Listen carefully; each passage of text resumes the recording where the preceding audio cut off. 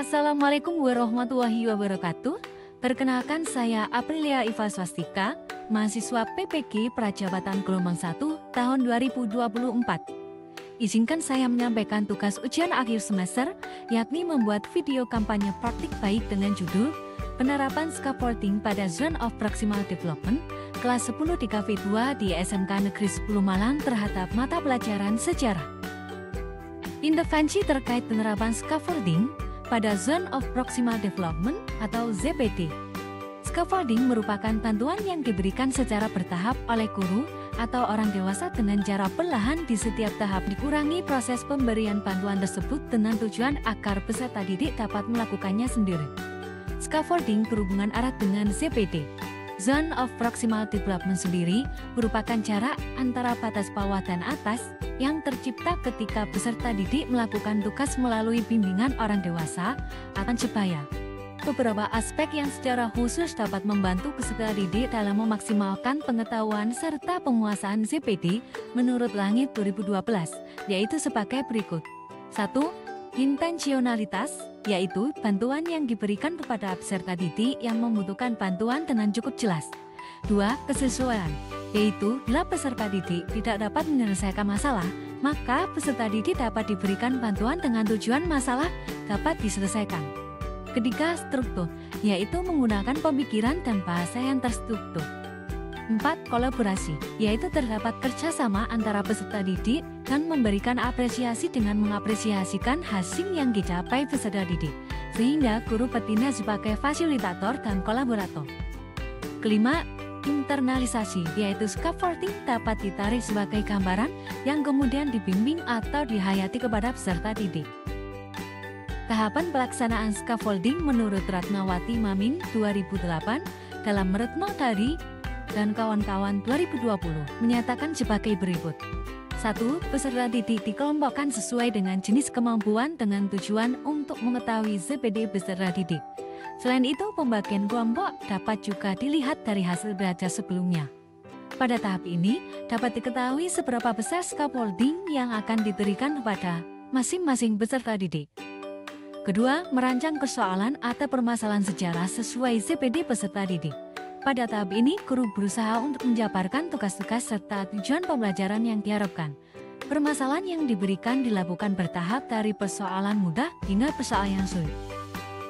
Ketiga, guru memantau proses pembelajaran dengan terus memberikan bantuan, dukungan, serta petunjuk untuk menyelesaikan permasalahan dengan tujuan peserta didik menjadi lebih mandiri dalam mencari solusi yang berasal dari kata kunci yang diberikan guru.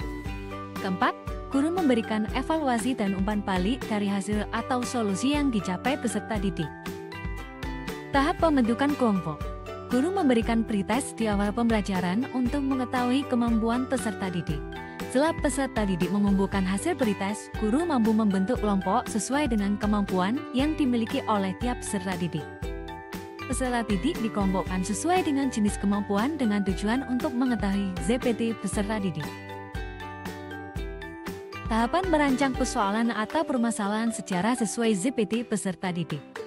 Kegiatan pada tahap ini dilaksanakan dengan guru menyampaikan aktivitas belajar dan hal-hal yang akan dinilai dalam proses pembelajaran berlangsung. Guru berusaha untuk menjabarkan tugas-tugas serta tujuan pembelajaran yang diharapkan. Tahap berikutnya, guru memantau proses pembelajaran dengan terus memberikan bantuan, dukungan, serta petunjuk untuk menyelesaikan. Peserta didik DKV 2 diajak ke Candi Kidal, Kecamatan Tumpang, Kabupaten Malang untuk melakukan outing class pada mata pelajaran sejarah. Kegiatan awal yang dilakukan oleh guru adalah memberikan penjelasan secara singkat tentang sejarah Candi Kidal. Sejalan dengan metode scaffolding pada Zone of Proximal Development, yaitu peserta didik dikelompokkan sesuai dengan tingkatan dan capaian belajar mereka. Kegiatan selanjutnya adalah penyampaian aktivitas belajar dan penjabaran tugas-tugas serta tujuan pembelajaran yang diharapkan.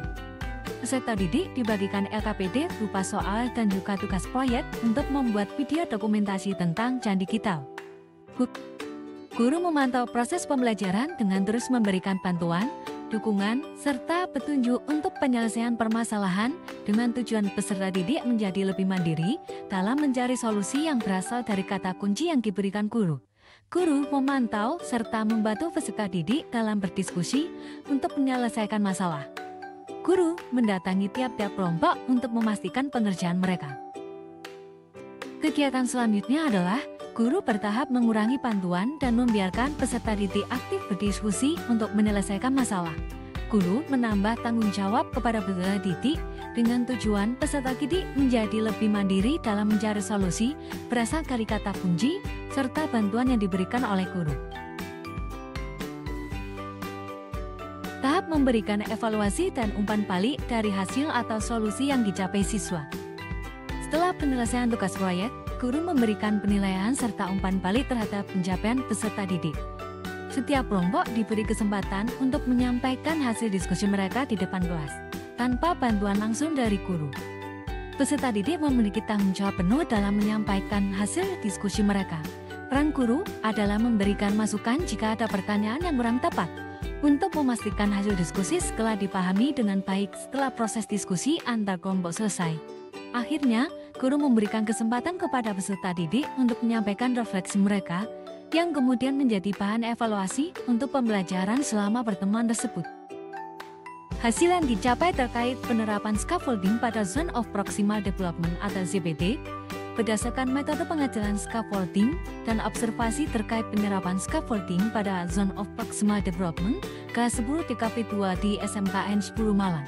Dapat disimpulkan bahwa penerapan scaffolding pada Zone of Proximal Development dapat dijalankan sesuai dengan tahapan, mulai dari guru memantau dan membantu proses pembelajaran peserta didik, kemudian mengurangi bantuan dan membiarkan peserta didik aktif berdiskusi secara mandiri,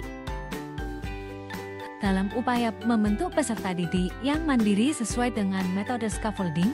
Namun pada tahap akhir presentasi kelompok atau diskusi pemikiran yang disampaikan oleh peserta didik sudah tepat. Hal tersebut menunjukkan bahwa peserta didik sudah mempunyai tanggung jawab penuh dan memiliki kemandirian dalam proses pembelajaran. Pembelajaran dan replikasi melalui penggunaan smartphone dan internet dalam menggali informasi baik dari sumber, berita maupun artikel dapat membantu peserta didik untuk berpikir kritis. Selain itu, penggunaan video pembelajaran dapat membantu guru dalam pembelajaran serta dapat membangun kemampuan berpikir kritis peserta didik sebelum masuk dalam penugasan atau diskusi kelompok. Pembelajaran outing class juga berhasil membuat pembelajaran menjadi lebih menyenangkan dan peserta didik mudah untuk mengingat materi pembelajaran secara. Selain itu, scaffolding dapat membantu peserta didik untuk meningkatkan kemampuan berpikir dan penilaian kritis dalam menyelesaikan permasalahan secara mandiri. Sekian penjelasan dari saya, jika ada kurang lebihnya mohon dimaafkan. Terima kasih. Wassalamualaikum warahmatullahi wabarakatuh.